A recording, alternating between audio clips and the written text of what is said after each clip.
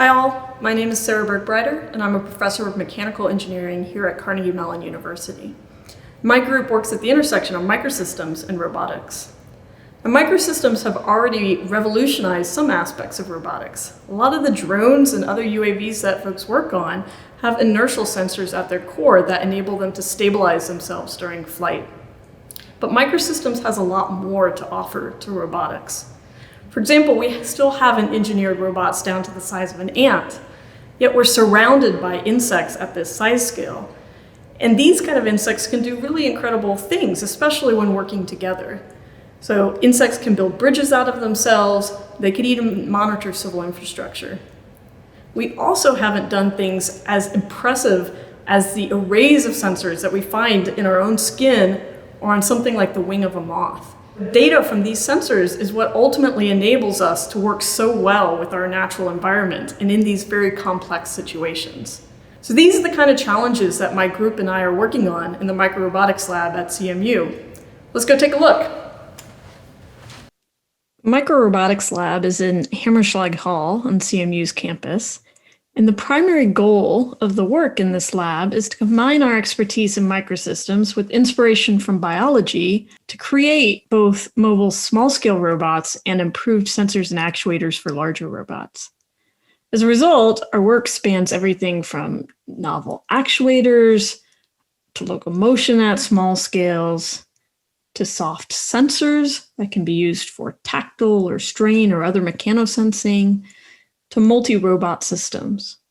In this video, we're specifically going to look at 3 ongoing projects in the lab, and I'll introduce you to 3 of the students working on these projects, something that I can't generally do in a normal keynote.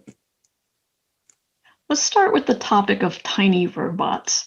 Now, one of the hard things if you're a small robot is actually the ability to get around. And we work on several different locomotion methods in the lab, including things like running robots at small scale and how models change, as well as jumping. And jumping is a particularly fascinating way of getting around if you're small. And we see this in a lot of small insects, grasshoppers, for example. Now, grasshoppers are incredible. They've been jumping for 250 million years. There's over 3,000 species. They're small, they jump high, they're able to jump repeatably. And this is a large collaboration with biologists, with other engineers, with materials scientists to really understand how these insects are able to repeatably get the high accelerations that they're able to achieve versus what we can do in engineering.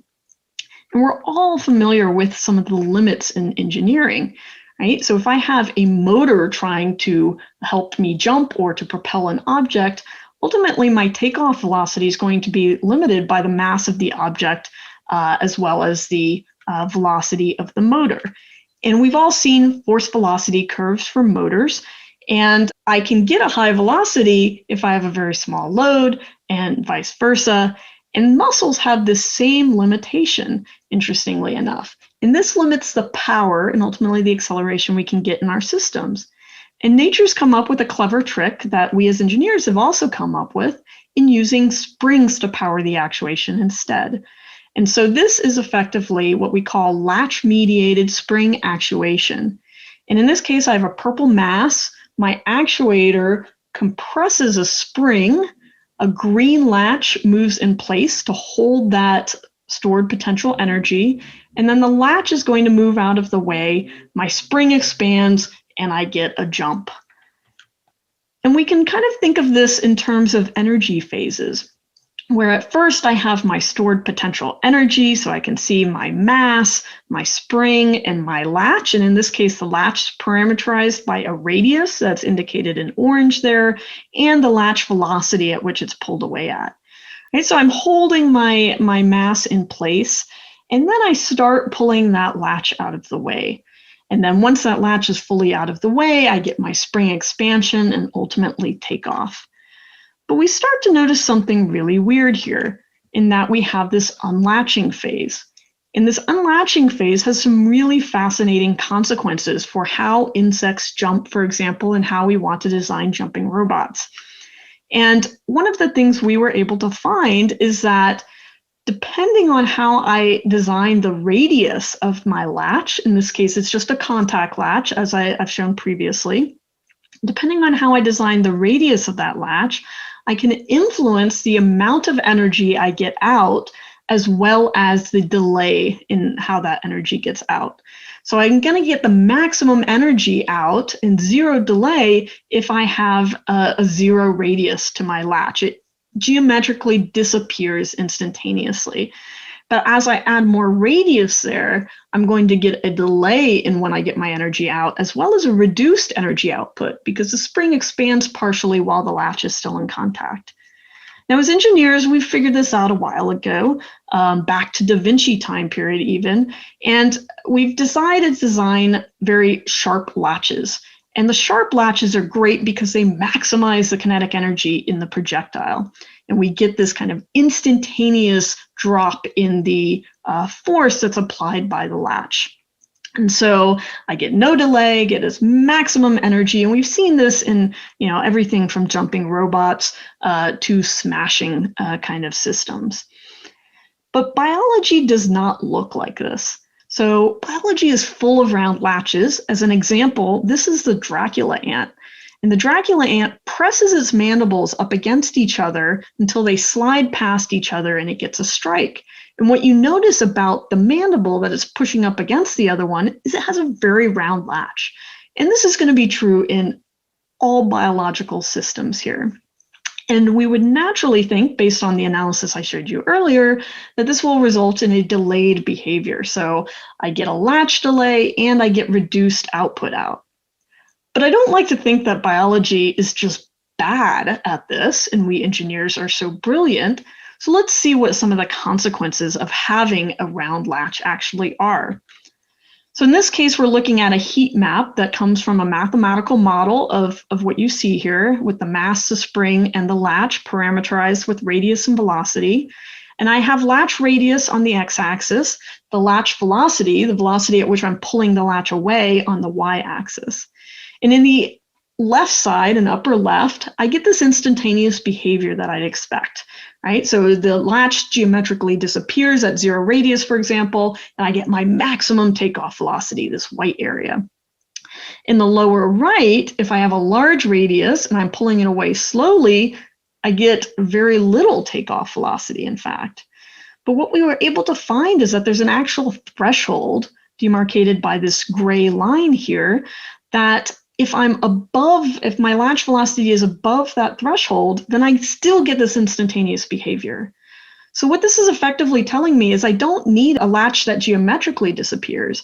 All I need is a latch that kinematically disappears. I can pull it away fast enough compared to the natural frequency of the robot.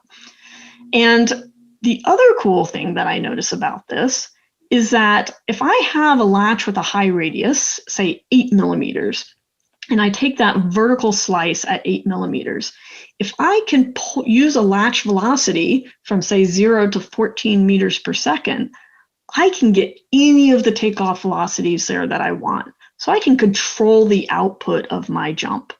And that's really incredible to us as roboticists, because this means I can use the same hardware and jump different distances or different heights each time, depending on how fast I'm moving that latch out of the way. Now, of course, this was all math, so let's actually test that in reality.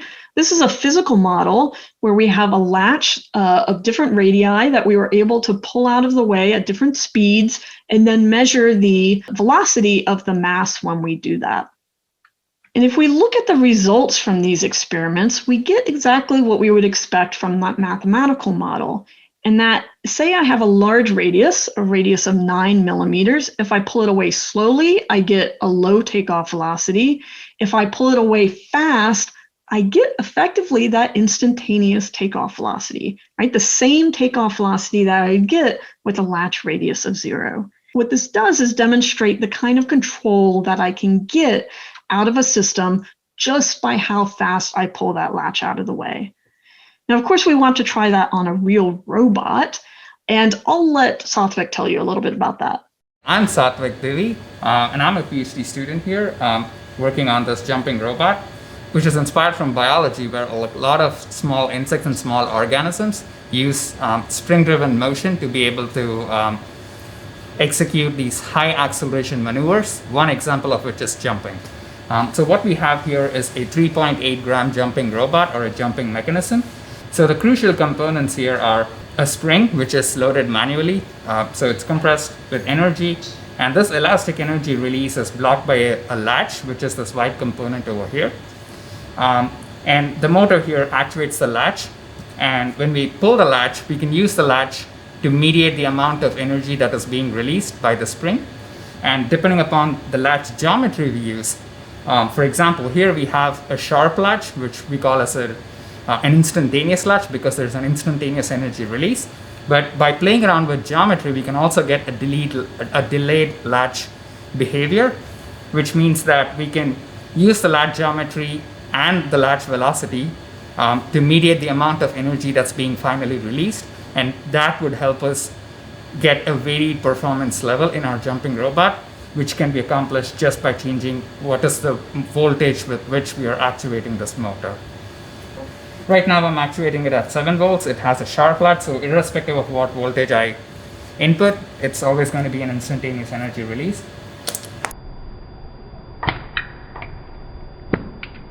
Now, of course, we can control energy that we talked about, that we get out of our robot, but we can also control delay, as I mentioned earlier. And that delay has some really interesting implications that we're working on in the future.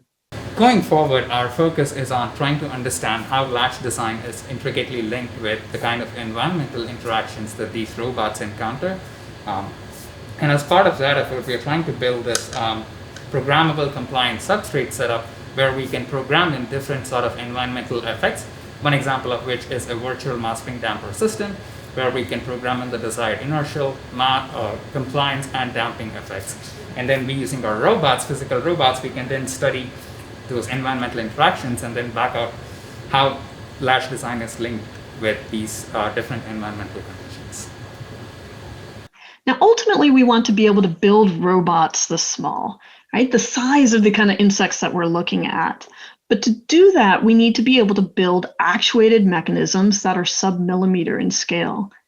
And in the past, we've used lots of different actuation methods. One that we call graduate student with tweezers for our jumping robots. That's Aaron Garrett there operating the tweezers. We've also used external magnetic actuation for our legged robots from 1 gram all the way down to 1 milligram robots. This was Ryan St. Pierre's PhD work. He's actually starting a position in January 2021 as an assistant professor at the University of Buffalo. I encourage you to check out his work. But for power autonomy, we really want something fully on board the robot. And to do that, we're going to look at new 3D printing opportunities that we have at very small scales. In this case, this is 2-photon photolithography. This is one of Ryan's legged robots next to a bullet ant for scale. So we can create very small features, sub-micron in size with this 3D printing technology. And what we do to make actuators and sensors and mechanisms with this, mechanisms are pretty obvious. We can print polymer mechanisms the same way you can 3D print a mechanism at a larger scale. But to print actuators, we need to functionalize that polymer in some fashion. Right? So here we 3D print a structure, but then we functionalize it by sputtering on aluminum as a metal. And by designing the 3D structure appropriately, we can electrically isolate but mechanically connect the structure. And in this case, I can create these thermal actuators with lots of different orientations. So we have a flat, 45 degrees, 90-degree orientation, and that's something I could never achieve with traditional microfabrication. I can even print mechanisms along with that, and in fact create a flapping mechanism using this vertically oriented thermal actuator. I'm going to let Sukjun tell you a little bit more about this. Hi, I'm Sukjun Kim. I'm a PhD student in mechanical engineering, and I'm mainly working on 3D printing micro actuators for microrobotics. To create functional microrobots, you have to apply forces and torques in 3D geometries. That's why you have to make micro actuators and like those transducers in 3D configurations. And 3D printing technology allows us to fabricate complex 3D geometries and allows us to fabricate those actuators. For 3D printing technology, we use a technology called two-photon polymerization, and that's going to build up these complex 3D geometries with polymers. And we integrate those technology with conventional microfabrication processes such as metal sputtering or dry etching techniques. So we've been building micro actuators with 3D printing complex geometries and sputtering metal over it. Then that's going to make thermal or electrostatic actuators. So in the future, we're targeting to create high work density actuators using shade memory alloys. What we're going to do is we're going to use co-sputtered night-high thin film and going to print over it, print over the thin film structures and create actuators. And further, we can 3D print complex mechanisms and integrate them to our actuators to further increase the higher work density, increase the work density or the performance of the actuator. And finally, as I previously mentioned, we work on a lot more than just tiny robots. Microsystems are useful for a lot of different things in robots at larger scales as well. And a big focus of the lab these days is on creating novel mechanosensors that will help enable the same kind of interactions with the world that we find in biology. And that includes everything from our ability to touch and manipulate to a moth's ability to fly in windy conditions. And I'll focus on the flight, some of the newer results that we have on the flight here. This is once again another large collaboration with biologists, with control theoreticians across the United States. And in this case, we're looking at a hawk moth as our model organism. And the hawk moth has hundreds of strain sensors called campaniform sensilla distributed across its wing. And the hypothesis is that the hawk moth is able to use the strain sensed in these strain sensors to detect disturbances very early. And the great thing about that is that hopefully that allows it to stabilize itself since it has such a low inertia in kind of gusty conditions and turbulent conditions. Right now, small UAVs cannot fly in the same conditions that insects can. So what we're looking at doing is creating soft sensing skins that we can laminate onto UAVs to do the same kind of thing. And in this case, we have soft capacitive strain sensors here, and we make those using a molding process. So using a traditional CNC, along with a very small end mill, we're able to mold conductive elastomer along with dielectric elastomers to create these interdigitated cone shapes that, when stretched, give us a change in capacitance. And we can make these very small, we can make lots of them, we can change sizes and sensitivities, and we can ultimately integrate these through a modular method to create large area skins of these strain sensors. And so the wingspan of this aircraft, as an example, is over 1 meter in length. And this is a collaboration specifically with the Humbert Group at University of Colorado. I'm going to let Hisop tell you a little bit more. Hello, my name is Hisop Shin, and I'm PhD student at Carnegie Mellon University. My work is to develop a soft strain sensing system for agile flight of UAVs, and this is one example of I made for that. And this is fixed wing aircraft, and this is the soft strain sensing system. Each wing skin having 14 sensors, and which covers this gigantic wing area. The purpose of this wing skin is to detect wing deformation. The wing deformation can be converted into angular acceleration. So we can use this data to control this fixed wing aircraft's attitude. Those black squares are soft strain sensor, and which is composed of carbon nanotube doped PDMS and just regular PDMS. All 14 sensors data goes into this flex PCB, which is composed of 7 capacitance to digital converter. Eventually, this data will be used for controlling this aircraft. And as you can see, this gigantic size, this can be used for other type of conventional or soft robots, and which is big benefit of this work. So I'm very excited about this wing skin, and further research on the classification of this wing deformation, which will be done by Tom Daniels' group at University of Washington, and autopilot stuff, which also will be done by Sean Humbert's group at University of Colorado. Hope you enjoyed your tour of the Microrobotics Lab at Carnegie Mellon. Some really exciting research going on, and I wanted to thank the students for their own perspectives on their research. Some fascinating things at this intersection of microsystems and robotics, especially when you bring in a lot of the biology as well. So thanks again to all of the students, more than who you were able to see in this video, as well as our collaborators in engineering and biology, and the funding agencies, of course, that are able to support this research. Thanks.